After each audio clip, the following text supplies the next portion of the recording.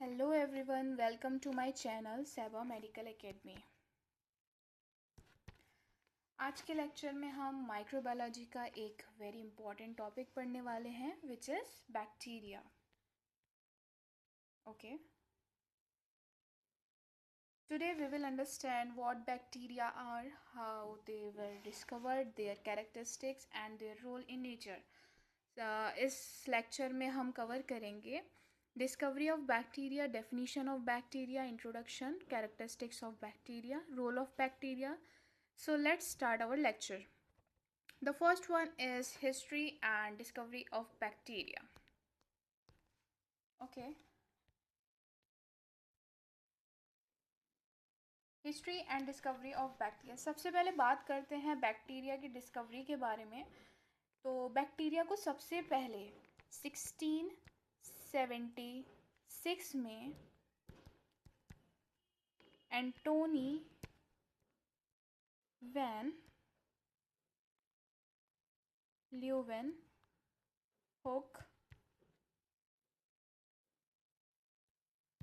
Antony van Leeuwenhoek ने discover किया। ठीक है, सबसे पहले बात करते हैं बैक्टीरिया की डिस्कवरी की। तो एंटोनी वैन ल्यूवेनहुक ने 1676 में डिस्कवर किया था। ओके,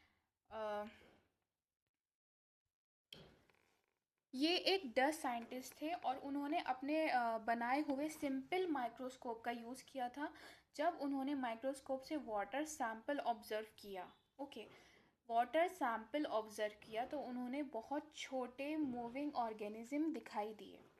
उन्होंने इन्हें एनिमलक्यूल्स नाम दिया। ठीक है, एनिमलक्यूल्स नाम दिया, एनिमलक्यूल्स। एनिमलक्यूल्स क्या होता है? एनिमलक्यूल्स का मतलब होता है वेरी टाइनी लिविंग एनिमल्स, बहुत छोटे लिविंग एनिमल्स। ठीक है, इसी वजह से एंटोनी वैन ल्यूवेनहुक को हम फादर ऑफ माइक्रोबायोलॉजी भी कहते हैं, फादर ऑफ माइक्रोबायोलॉजी भी कहते हैं। ओके, इसके बाद जो हमारे सेकंड साइंटिस्ट थे, बाद में और साइंटिस्ट ने बैक्टीरिया पर रिसर्च की, जैसे कि सेकंड साइंटिस्ट थे Louis Pasteur. Louis Pasteur in 1861 में लुईस पास्चर ने जर्म थ्योरी ऑफ डिजीज़ दी। क्या इन्होंने डिस्कवर किया? Germ theory of disease in 1861। Okay, germ theory of disease दी किसने? लुईस पास्चर ने। जर्म थ्योरी ऑफ डिजीज़ का मतलब क्या है कि डिजीज़ जर्म की वजह से होती हैं, जिसमें बैक्टीरिया भी इंक्लूड होते हैं। क्लियर? उसके बाद जो हमारे थर्ड साइंटिस्ट थे उनका नाम था रॉबर्ट कॉच। उनका नाम था रॉबर्ट कॉच इन 1876 में रॉबर्ट कॉच ने प्रूफ किया कि स्पेसिफिक बैक्टीरिया जो है वो स्पेसिफिक डिजीज़ कॉज करते हैं। For example, Mycobacterium tuberculosis. Mycobacterium tuberculosis एक बैक्टीरिया है जो कि कॉज करता है ट्यूबरक्लोसिस। ओके, माइकोबैक्टीरियम एक बैक्टीरिया है जो कि ट्यूबरक्लोसिस कॉज करता है। उन्होंने कॉस्ट पास्चुलेट्स इन 1884 भी दिए, जो मेडिकल माइक्रोबायोलॉजी में बहुत इंपॉर्टेंट है। लेट्स नेक्स्ट हम इसके डिस्कस करते हैं कि डेफिनेशन ऑफ बैक्टीरिया क्या है।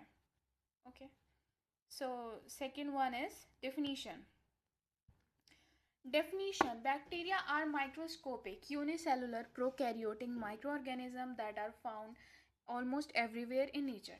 अब इस डेफिनेशन को थोड़ा समझते हैं कि कैसे।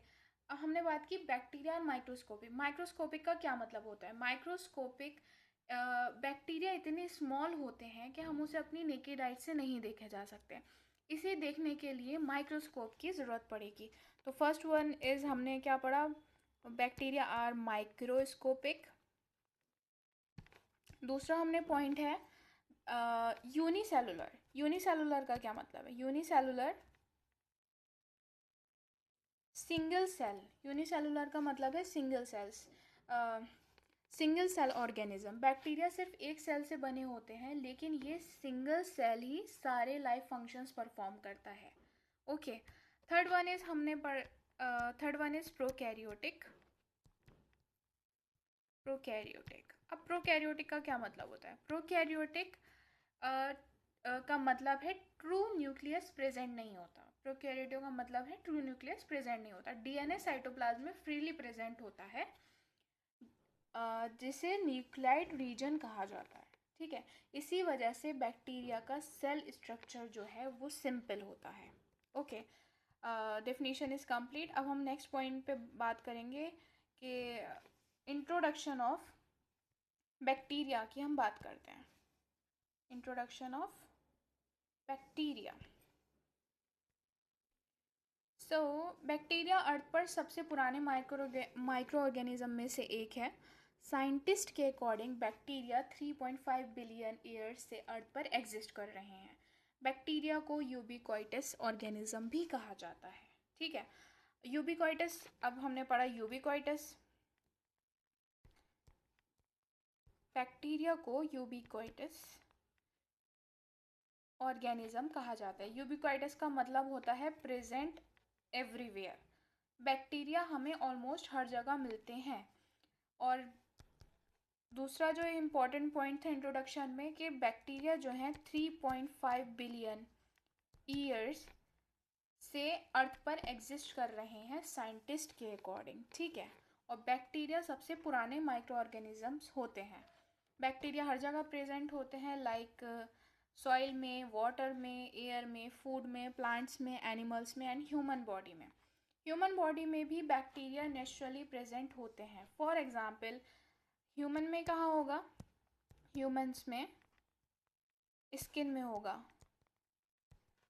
स्किन में होगा, माउथ में होगा, इंटेस्टाइन में होगा। ओके, इन बैक्टीरिया को जो हमारे ह्यूमन बॉडी में प्रेजेंट होता है, जो बैक्टीरिया ह्यूमन में प्रेजेंट होता है, उसको हम बोलते हैं नॉर्मल फ्लोरा और नॉर्मल माइक्रोबायोटा। जो बैक्टीरिया ह्यूमन बॉडी में प्रेजेंट होता है उसको हम बोलते हैं नॉर्मल फ्लोरा या नॉर्मल माइक्रोबायोटा कहा जाता है। ठीक है, ये बैक्टीरिया यूजुअली हार्मफुल नहीं होते और बॉडी के लिए हेल्पफुल भी होते हैं, जो ह्यूमन बॉडी में प्रेजेंट होता है। Next one is characteristics of bacteria.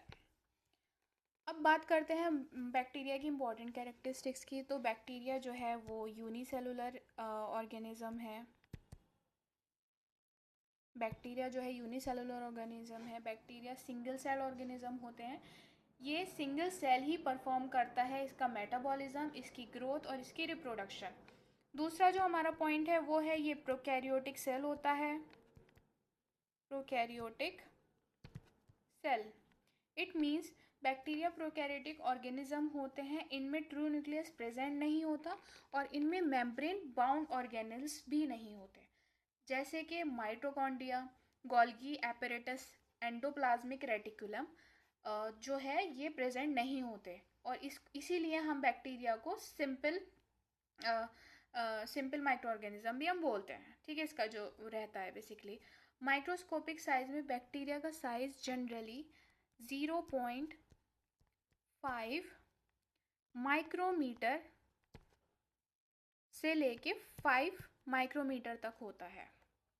Micrometer का क्या मतलब होता है? 1 मिलियंथ ऑफ अ मीटर। इसलिए बैक्टीरिया को माइक्रो ऑर्गेनिज्म भी कहा जाता है। The fourth one is reproduction.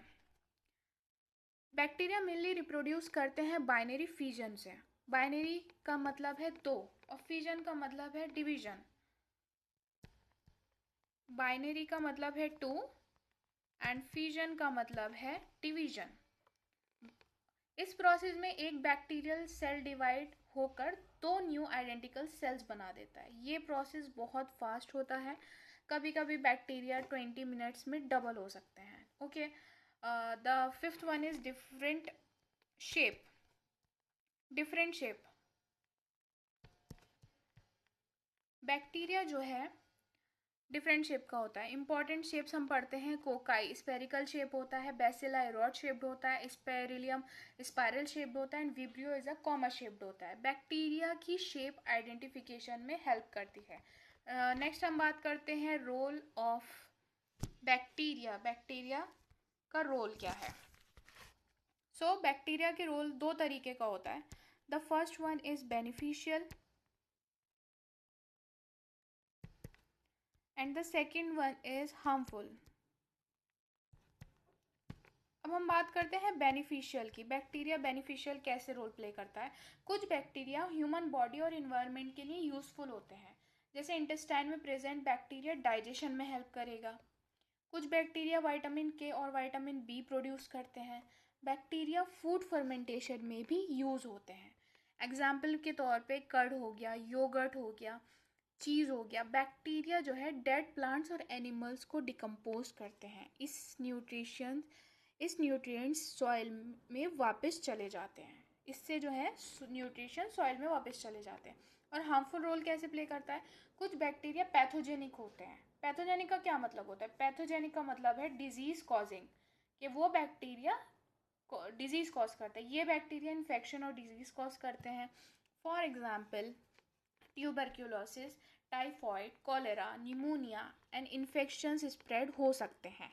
Contaminated water की वजह से ये जो हमने अभी पढ़ी डिजीजेस कैसे ट्यूबरक्लोसिस, टाइफॉइड, कॉलेरा, निमोनिया कौन किसके थ्रू फैलते हैं? ये फैलता है, इन्फेक्शन स्प्रेड हो सकते हैं contaminated food, contaminated water and air and direct contact. Okay, so today we studied about bacteria, their discovery, definition, characteristics, and role. At the end of this lecture, I will add an image so that you can easily understand the important points. In the next lecture, we will study the morphology of bacteria. Thank you for watching. Please like, share, and subscribe to Seba Medical Academy. Thank you.